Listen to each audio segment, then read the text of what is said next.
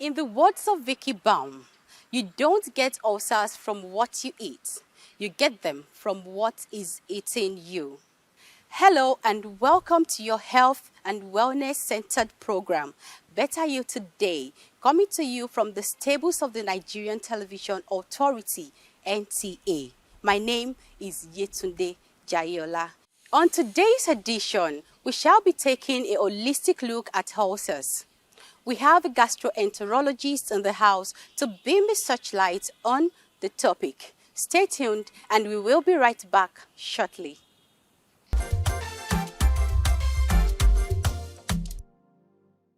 Like me, I don't have ulcer because I always try to eat. You need to eat something that have oil to prevent all these things. It's not that they said fasting is not good. You do fasting, but there's time for you to eat. It's not that you are doing fasting, you don't eat what your body need that particular time. You need to eat what your body need after breaking the fasting because of for you not to get that ulcer. We need to listen to our doctor first before everything. Ulcer is very prevalent recently and because of people that stay hungry, and most times you tend to avoid it when you try to eat early, especially breakfast. You try not to avoid breakfast and avoid oranges. I think I know my friend has ulcer. I used to have it, but I don't know. I think I've not felt it. Then you don't take so much pepperish thing. You avoid pineapple, anything that has gas and fried oily things. You try to avoid it and eat regularly and you stay healthy. And I'm sure you'll be able to it doesn't entirely go at once, but it eventually leaves you if you stay out of what they tell you not to eat. I'm fortunate not to have ulcer, but I have friends around that have ulcer. The little I know about ulcer, avoid fried food. Make sure you eat early, eat on time. How like snacks, you avoid it, and like pepperish food. If you are taking it, you have high risk of having ulcer. From what I heard that is an acid in the stomach that causes ulcer. But we all believe that it's hunger that causes ulcer. So me, I don't know the particular thing that causes ulcer. So maybe we try to say chop so that we not gonna get ulcer. That's my own advice.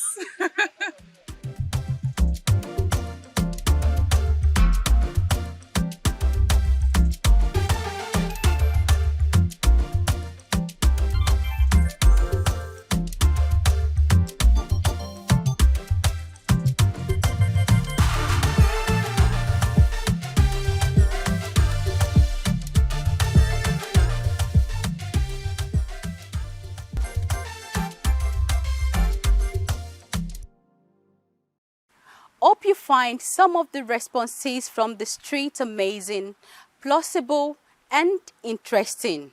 We will now bring you a mini documentary on ulcers. This will set the tone for our interview with the experts.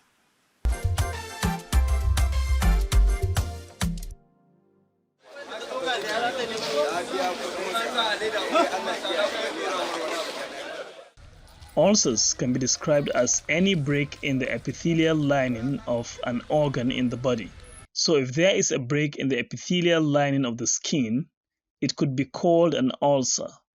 Commonly, people refer to ulcers when there is a breakage in the epithelial lining of the stomach mucosa, that is, stomach epithelium. This is referred to as peptic ulcer disease medically, but a layman calls it ulcer disease. If this breakage occurs in the epithelial lining of the leg, it is called leg ulcer. Similarly, if there is a breakage in the lining of the mouth, it is referred to as mouth ulcer. In effect, an ulcer could be called a wound because of breakage in the epithelial lining of the affected organ. Ulcers occur in the digestive tract in the human body. If found in the esophagus, it is termed as esophageal ulcer. It can also be found in the stomach or duodenum. These organs are exposed to gastric acid and pepsin. When ulcer develops there, It is now referred to as peptic ulcer disease. However, other parts of the digestive tract not exposed to acids or pepsin can also experience breakage in the epithelial lining. So, we could have a rectal ulcer for the rectum, a colonic ulcer for the colon, or a small intestinal ulcer in the small intestine. But the commonest ones are gastric ulcers and duodenal ulcers due to the acidic composition that characterize the stomach and the duodenum. Foods to avoid when suffering from peptic ulcer. First is to identify what triggers the unwanted symptoms with a view to avoiding them in your meals. Experts advise that sufferers should adjust their diet, opting for food that are gentle on the stomach and avoiding foods that can make peptic ulcers worse. The foods to avoid if you have peptic ulcer disease include baked food like cupcakes and pastries, which are often high in hydrogenated fats, cheese, including cheese sauces, cream soups, citrus fruits, chocolate, which is rich in caffeine, dairy desserts like ice cream, custard pudding, and milk shakes, fatty red meats, which are harder to digest, fried and fatty foods, including French fries, fried chicken and chips, gravy and sauces such as hollandaise sauce, butter sauces, high sodium condiments like soy sauce, stick sauce, and barbecue sauce, pineapple, fresh or canned, processed meats like hot dog, sausages, and salami, salad dressings, which are often fatty, spicy, and acidic, spicy foods including chili and Mexican food, tomatoes including tomato-based sauces, soups, and stews. There are certain beverages you are advised to avoid if you have peptic ulcer disease. These include alcoholic drinks, caffeinated drinks like black tea, green tea, cola, and energy drinks, coffee, both caffeinated and decaffeinated, citrus drink including orange juice and citrus punch, sweetened carbonated drinks which increase stomach acid, and tomato juice.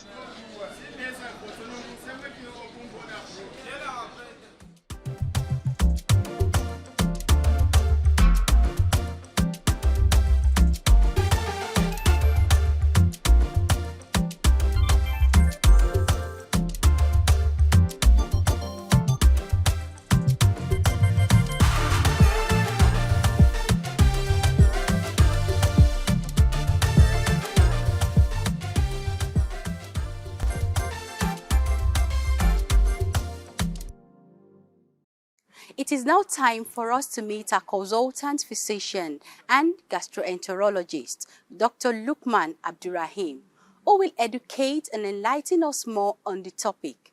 Do stay tuned.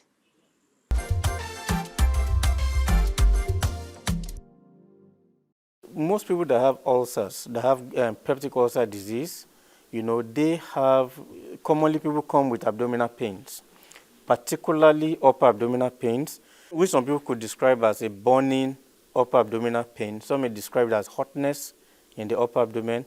Some may describe it as if they have a wound, they have a sore in the upper abdomen. Some may just describe it as having a discomfort if they are not able to well characterize the symptom. Some people may have no symptoms at all. Some may just present with complications of this ulcer. If the ulcer is so deep, it could perforate and become an emergency. Some may bleed if the ulcer is so deep and it gets into a blood vessel. Some may just come with maybe vomiting of blood or passing blood in stool. So these are various ways in which people can present with ulcer.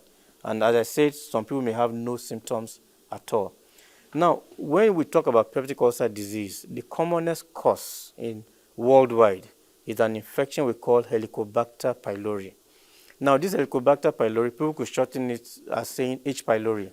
So commonly we hear, when you go to the clinic, They're talking about H. pylori test. H. pylori test. Now, H. pylori is the commonest cause of gastric ulcers. Likewise, H. pylori is the commonest cause of duodenal ulcers.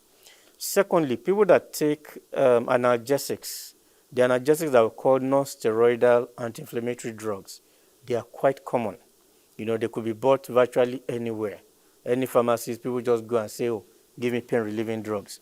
Now, these NSAIDs, as we call them, they can also cause ulcers. Those are the second leading cause of ulcers. Now, people abuse these NSAIDs a lot. When people walk, they get tired, they get body pains and all that, and they just go to the pharmacy, they buy these drugs. Now, there are other less common causes, like other drugs, like steroids. People may be taking steroids for medical reasons or some other reasons. Steroids could cause ulcers too.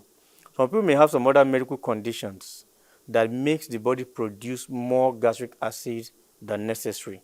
We have the hyperparathyroidism, we have the Zolliger-Ellison syndrome, people may have gastrinomas. These are medical conditions that may make the stomach produce more acid. And when there's more acid than usual in the stomach, this could also lead to peptic ulceration in the stomach. When ulcers start affecting people's daily activities or spiritual activities in terms of fasting, the first thing such a person should do is to reach out to a doctor. Go to the hospital or the clinic, lay down your complaints. Now, when an ulcer is detected, if the person actually has an ulcer, then the doctors will be able to do some other investigations, know the cause, give proper advice, and they will be able to treat the ulcer. At times, such people, after treatment of the peptic ulcer, they will have their normal lives back. They're able to fast, if they receive proper treatment. Now, for some people, even if they have proper treatment and they still have symptoms, particularly when fasting, at times some medications could be given to help to reduce acid production so that they're able to fast, during those periods.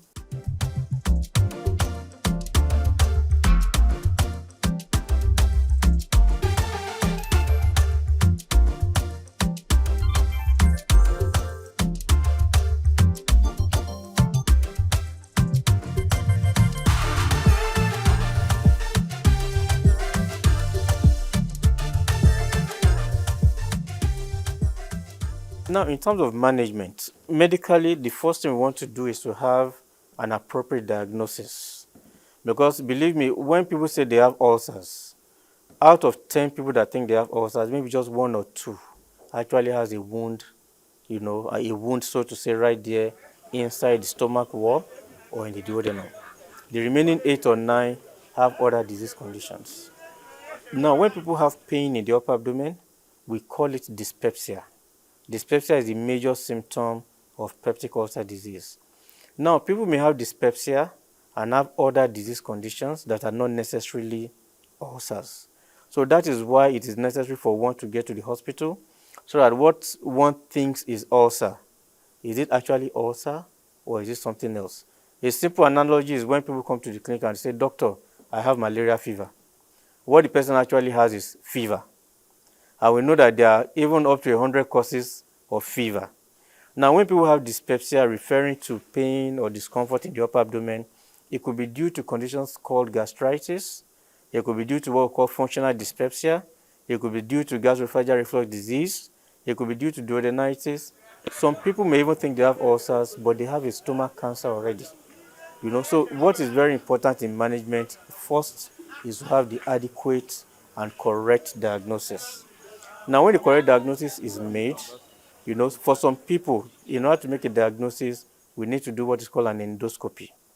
So when we do an endoscopy, it's a procedure in which we pass a flexible tube with a tiny camera on the tube. We pass it through the mouth where food passes into the stomach, into the duodenum, that's the small intestine, and we're able to visualize, and we're able to say, oh, this is actually an ulcer, or this is not an ulcer, it is gastritis, or this is actually a gastric or what we call a stomach cancer.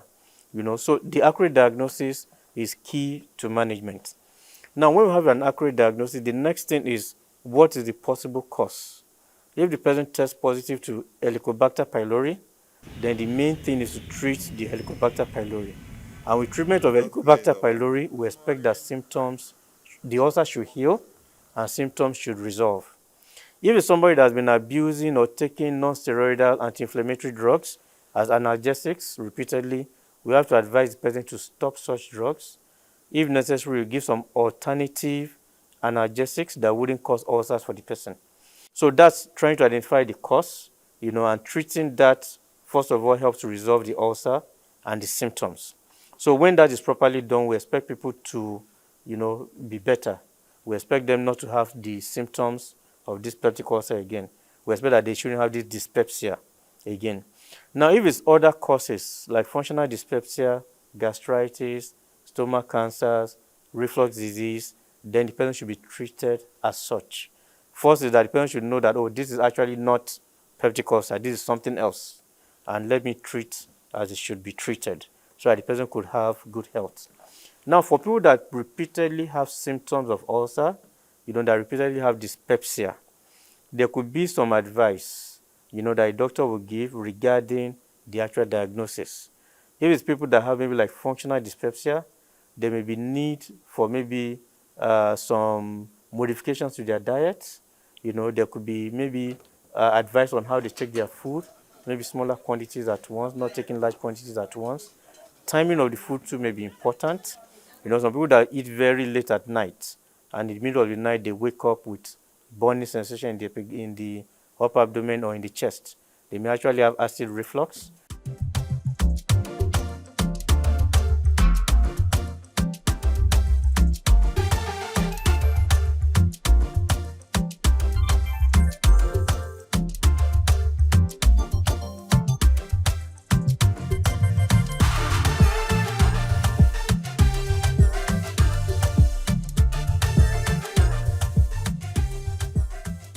Another important thing is to identify what food types or what actually aggravates this ulcer pain.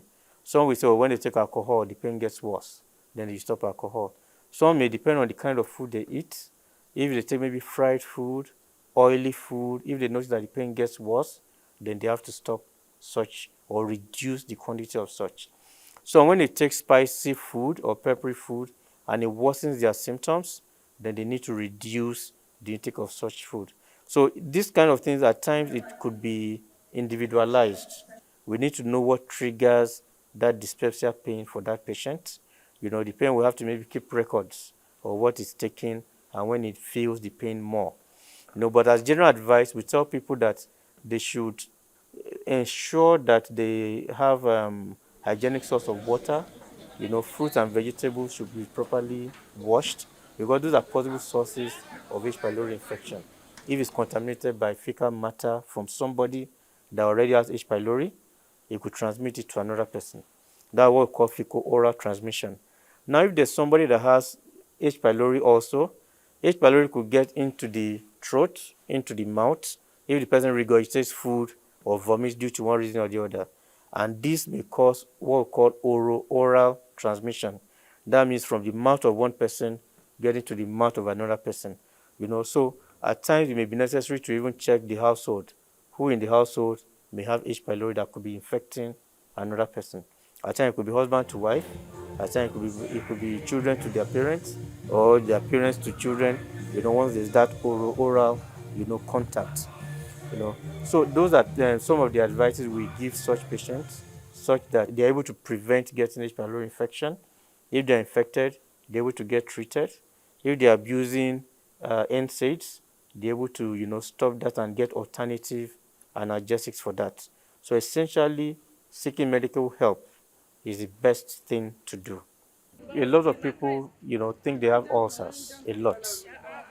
Anybody that has abdominal pain, the next thing is, oh, I've been told I have ulcer.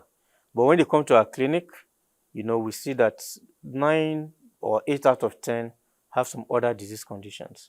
So anybody that thinks he has ulcer should seek medical attention. If it's something that is persistent, oh, you've seen doctors, they're giving drugs, it's still disturbing you, then see a specialist. A specialist, when it comes to peptic ulcer, is a gastroenterologist. We may not be able to see everybody because gastroenterologists are not so many considering our population. But if you know that this has been there for a long time, or any adult that is newly developing ulcer, above the age of 40, and the ulcer is just coming up, then you need to see a specialist. The reason is that we need to be sure if it's an ulcer or something else. We've seen people with stomach cancers that we think, oh, they developed ulcer 1 year ago, but maybe that's when the stomach cancer started. So when they see a specialist, a proper diagnosis can be made. So I think people should just be generally conscious of their health. They shouldn't take things for granted. Once you notice any symptoms, reach out to your doctors. If your doctor cannot handle it, your doctor may have to refer you to a specialist in that field.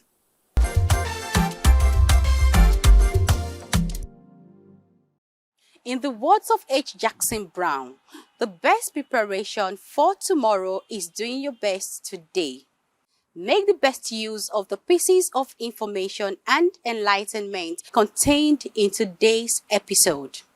Join us next time for another rewarding, revealing, and educative edition. And do follow us on our social media platforms displayed on the screen. My name is Yetunde Jayola. See you next time.